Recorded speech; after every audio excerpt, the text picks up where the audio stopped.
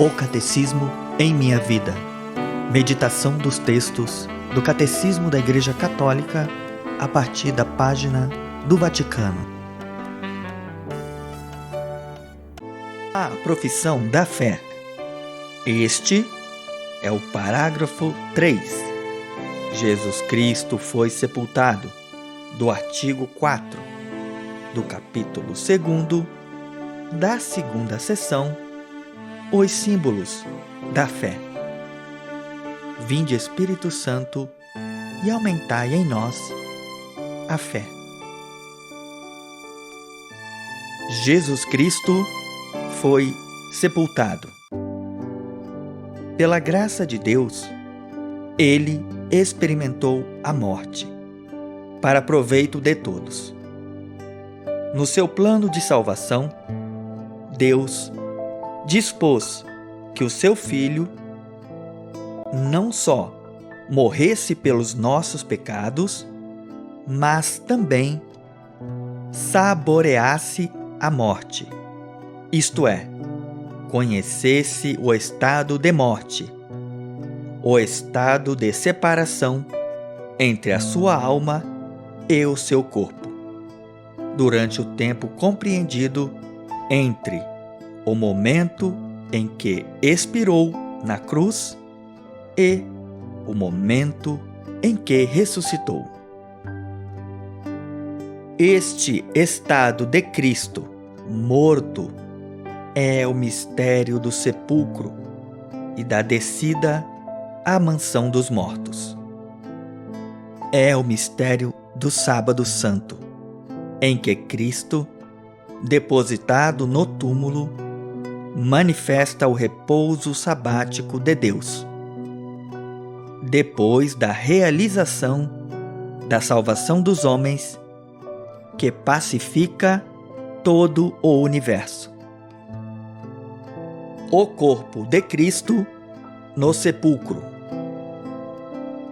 A permanência do corpo de Cristo no túmulo constitui o laço real entre o estado passível de Cristo antes da Páscoa e o seu estado glorioso atual de ressuscitado.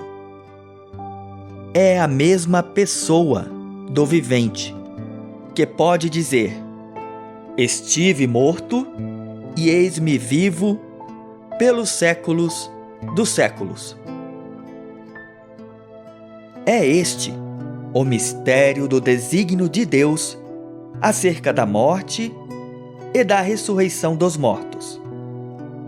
Se ele não impediu que a morte separasse a alma do corpo, segundo a ordem necessária da natureza, mas juntou-os de novo, um ao outro, pela ressurreição, a fim de ser ele próprio, na sua pessoa, o ponto de encontro da morte e da vida, suspendendo em si a decomposição da natureza produzida pela morte e tornando-se ele próprio princípio de reunião para as partes separadas.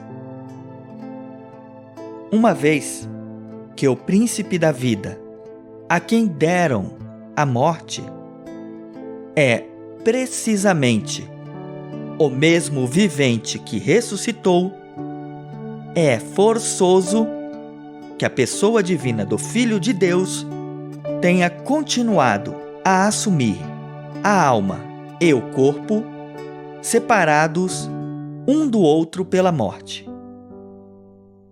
Embora Cristo, enquanto homem, tenha sofrido a morte e a sua santa alma tenha sido separada do seu corpo imaculado, nem por isso a divindade se separou, de nenhum modo, nem da alma, nem do corpo, e nem por isso a pessoa única foi dividida em duas.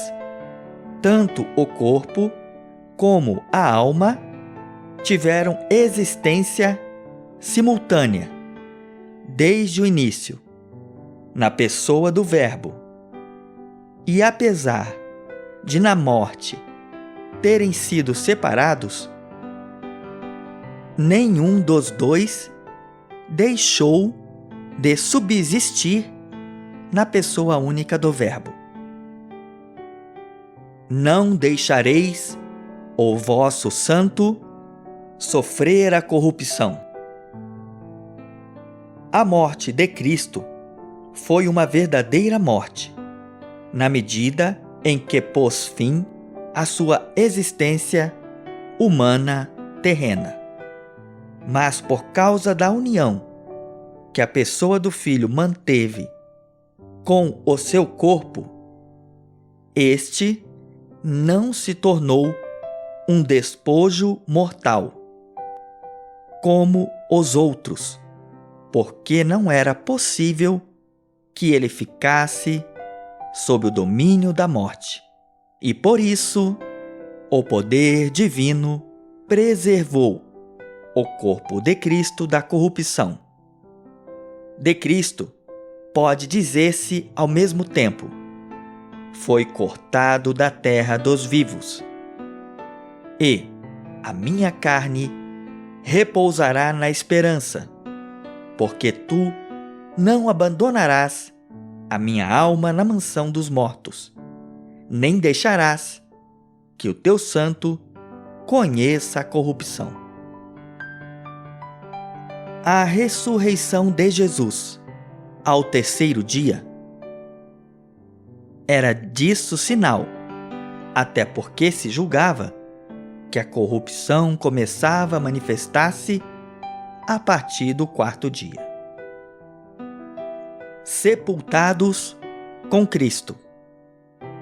O batismo, cujo sinal original e pleno é a imersão, significa eficazmente a descida ao túmulo por parte do cristão que morre para o pecado com Cristo, com vista a uma vida nova.